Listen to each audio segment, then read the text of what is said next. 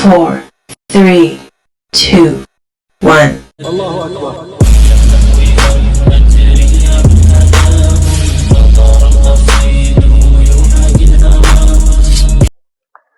अस्सलाम वालेकुम रहमतुल्लाहि व बरकातुहू। दिस इज दाऊद अली खान और आज हम बात करने वाले हैं इन जनाब।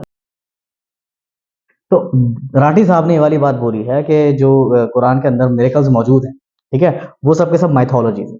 देखिए राठी साहब को मैं बताना चाहता हूँ कि राठी साहब, माइथोलॉजीज और मिरेकल्स में फर्क होता है। ठीक है, माइथोलॉजीज का मतलब ये है जिसका कोई भी सपोर्टिंग आर्गुमेंट साइंस के बेसिस पर हमें ना मिले, पर मिरेकल उसे नहीं बोलते हैं। आप मिरेकल को भी सही तरीके से समझिए। मिरेकल का मतलब वो नहीं होता कि कुछ भी हो जाना, ठीक है, लेकिन मिरेकल का मतलब ये होता है कि जिसकी साइंटिफिक अंडरस्टैंडिंग हमारे पास हो, बट प्रैक्टिकली हम उसको मतलब परफॉर्मेंस में ना ला पाए, उस चीज को बोलते हैं कि ये मिरेकल है। क्योंकि हमारे पास जितनी साइंस की नॉलेज है उस समय ये तो मालूम है कि यार ये चीज ठीक है, सपोर्टिंग आर्गुमेंट है, ऐसा हो तो सकता है, लेकिन इसको लेकर के आना वजूद में, यानी प्रैक्टिकल नॉलेज इसके लेकर के आना, वो हमारे लिए बहुत मुश्किल है। तो इन्होंने जो इल्जाम लगाए हैं वो एक हनुमान जी का इन्होंने एक इल्जाम लगाया है कि वो किस तरीके से पहाड़ को उठा करके लेकर के चले गए थे। बात करी जाती है कि भगवान हनुमान ने एक पूरी की पूरी पहाड़ी उठा ली और समुद्र पार उसे उड़ाकर ले आए। ये चीज फिजिकली पॉसिबल नहीं है, ये एक बच्चा भी समझ सकता है, लेकिन हो सकता है ये एक मेटाफर की तरह लिखा गया हो, क्योंकि अक्सर राइटिंग और कम्युनिकेशन में मेटाफर्स का इस तरीके से इस्तेमाल किया जाता है। दूसरा, इन्होंने रसूलुल्लाह सल्लल्लाहु अलैहि वसल्लम के ऊपर बात बोली थी, जिसमें उन्होंने बोला कि उन्होंने तलवार के 2 हिस्से करे थे। बहरहाल इनकी ये तलवार वाली बात से मुझे साफ पता चल गया कि शायद राठी साहब ने जिस सोर्स से ये किताब पढ़ी है, जिस सोर्स से वाकया पढ़ा है, वो सही नहीं है। क्योंकि हम सबको मालूम है कि तलवार का तो जिक्र भी नहीं है। रसूलुल्लाह सल्लल्लाहु अलैहि वसल्लम ने चांद के ऊपर इशारा करा, तो रसूलुल्लाह सल्लल्लाहु अलैहि वसल्लम ने चांद की तरफ इशारा करा था, और उस इशारे से, उनके उस इशारे के जरिए अल्लाह सुब्हानहू व तआला ने चांद के 2 टुकड़े करवा दिए।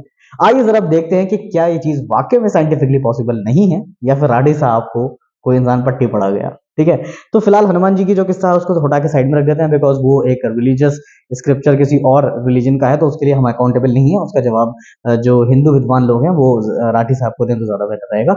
दूसरी बात आती है रसूलुल्लाह सल्लल्लाहु अलैहि वसल्लम की। रसूलुल्लाह सल्लल्लाहु अलैहि वसल्लम ने जो चांद के ऊपर इशारा करके 2 टुकड़े का जिक्र है, तो इसके कोई भी साइंटिफिक सपोर्टिंग आर्गुमेंट नहीं है। ऐसा राठी साहब की खुद की जाती राय हो सकती है, क्योंकि हमारे पास तो है। ठीक है, और उसे बोलते हैं the great fisher in the moon. जैसे कि आप देख सकते हैं स्क्रीन के ऊपर मैंने आपको दिखा दिया कि ये the great fisher in the moon जो है, इस बात की दलील है कि चांद कभी ना कभी 2 भागों में बटा हुआ था, और फिर वो बात जुड़ा है। अब आप कहेंगे कि यार दावर, इस बात की तो दलील हमें मिल गई, वो तो बात सही है। फिलहाल साइंस ने पहला स्टेप तो चल ही दिया है, जो उस बात को बता दिया कि चांद कभी ना कभी 2 टुकड़ों में बटा था। उसके बाद अब ये आके ये 2 अलग अलग टुकड़े पहले थे और अब ये एक बना है। तो ये तो हमारे पास साइंटिफिक सपोर्टिंग आर्गुमेंट इसका है, the great fisher in the moon, जो इस बात की दलील है कि चांद 2 टुकड़ों में टूटा हुआ था, और फिर अब एक टुकड़ा, मतलब वो 2 अलग अलग पार्ट से मिलकर के एक अभी सिंगल मास बॉडी बना है। नंबर 2 बात करते हैं कि उन्होंने जीसस का एक वाक्य निकाला है जो वाइन बना देने वाला है। अगेन, क्योंकि वो कुरान के अंदर नहीं है तो मैं उसे डिफेंड नहीं करूंगा। कोई जो क्रिश्चियन मिशनरी हैं वो राठी साहब का इस बात का जवाब दें तो ज्यादा बेहतर रहेगा। हम बात करते हैं ईसा अलैहि सलाम का वो वाक्य जो कुरान में मौजूद है, एंड दैट इज ईसा अलैहि सलाम की पैदाइश बिना किसी मेल के, यानी उनका कोई फादर नहीं था। अब राठी साहब बोलेंगे देखो ये भी मिरेकल के नाम पे माइथोलॉजी चिपकाई जा रही है। अरे रुको यार, सब्र करो। ठीक है, ऐसा कुछ नहीं है कि माइथोलॉजी चिपकाई जा रही है। पार्थेनोजेनेसिस, क्योंकि मैं बायोलॉजी का स्टूडेंट हूँ, शायद राठी साहब नहीं है, इसलिए उन्हें बता देते हैं। पार्थेनोजेनेसिस का मतलब ही ये है कि जो ओवम होता है, फीमेल्स के अंदर जो एग होता है, वो बिना फर्टिलाइजेशन के, और उसमें से जो है एग में से मतलब एक मेल बॉडी का निकल जाना, ये ज्यादातर बीज में आपको देखने को मिलेगा। तो इसका फिनोमिना भी नेचर के अंदर मौजूद है। अभी मिरेकल इसलिए है क्योंकि हम इसे इंसान के अंदर अप्लाई अभी तक नहीं कर पाए हैं प्रैक्टिकली, बट इंसानों के अंदर भी ये चीज हो सकती है।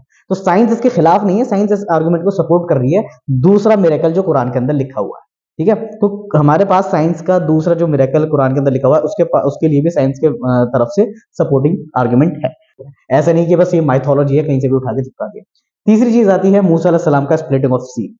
तो ये कुरान के अंदर ये भी लिखा हुआ है, और मूसा अलैहि सलाम का स्प्लिटिंग ऑफ सी भी एक मेट्रोलॉजिकल फिनोमेना है, जिसके आपकी पूरी स्टडीज और सपोर्टिंग आर्गुमेंट्स आपके स्क्रीन पे इस वक्त आ चुके होंगे। तो राठी साहब ये कह देना कि बस ये माइथोलॉजीज हैं, ये मेरे हिसाब से सही नहीं है। आपकी स्टडीज, शायद आपकी स्टडीज में ये चीजें नहीं आई होंगी, तो इसको प्लीज एक बार अपने इनके ऊपर एक बार अपनी नजर डाल के और दोबारा अपनी राय कायम करें, और बताएं मुझे कि जिन फील्ड्स के अंदर अभी साइंस की पकड़ नहीं हुई है, उनकी रिसर्च कंप्लीट नहीं हुई है, उसके बेस पर कोई लॉ बना देना, ये मेरे हिसाब से साइंस की गलत एक रिप्रेजेंटेशन आपको मिली गई है या फिर दी गई।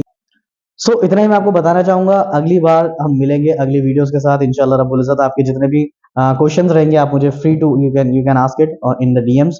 और आप लोग जो ऑनलाइन सेशंस में जुड़ने के लिए कहना भी चाह रहे थे, उनके लिए मैंने लिंक्स भी प्रोवाइड कर दिए थे, तो वो हमारे ग्रुप में आए और अपने स्किल डेवलपमेंट को ज्वाइन करें, और ताकि उनको अच्छे से एक एक्सप्लोजर मिले साइंस का। ये साइंस और रिलीजन पैरेलल चलते हैं, ऑपोजिट नहीं। अस्सलाम वालेकुम रहमतुल्लाहि व बरकातहू।